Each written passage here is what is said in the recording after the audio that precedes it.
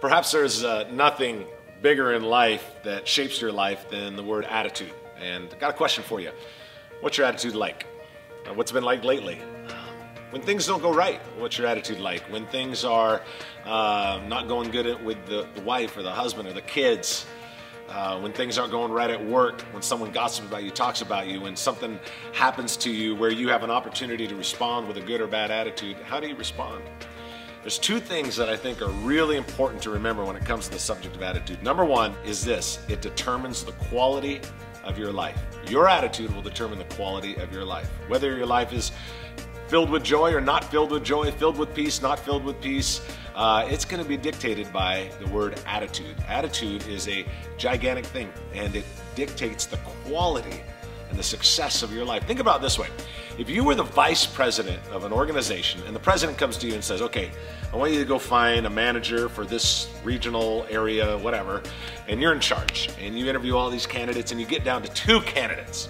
Okay?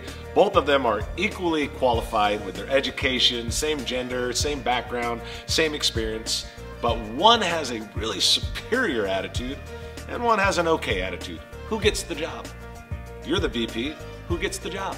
The one with the great attitude. They get the job. See, because attitude ultimately will directly affect the quality of your life. But here's the part about attitude that's amazing. It's your choice. You can't choose what happens to you. You do get to choose what happens through you. If you walk out and there's a ding in your car from being parked at the grocery store, you get to choose whether or not you're going to go home and be grumpy to your kids, or you're going to have a great attitude. You get to choose every day your attitude. You don't get to choose what happens to you, but through you, you get to choose your attitude. So it is the quality of your life. It will dictate that. And it also is your choice. One of the great examples I love to use is the hummingbird and the vulture. And it's really, the concept of that is really based off a wonderful scripture I love. Matthew 7:7 says, ask and it will be given unto you, seek and you will find. Whatever you're looking for, you're going to find it. You know, if you're looking for the worst in your husband or wife, you'll find it. If you're looking for the best, you'll find it. If you're looking for the worst in your church and in your boss, you'll find it. If you're looking for the best, you'll find it too. Whatever you seek, you find. And that hummingbird and vulture is a great example, because think about it this way. The hummingbird looks for what is alive. The vulture looks for what is dead. The hummingbird looks for what is fresh. The vulture looks for what is stale. The hummingbird looks for what is new.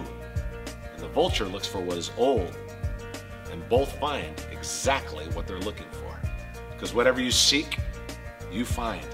Attitude, it will direct the quality of your life, but here's the good news. It's your choice. Every day you wake up, you get to choose the kind of attitude that you're going to have, and I hope you choose the right one.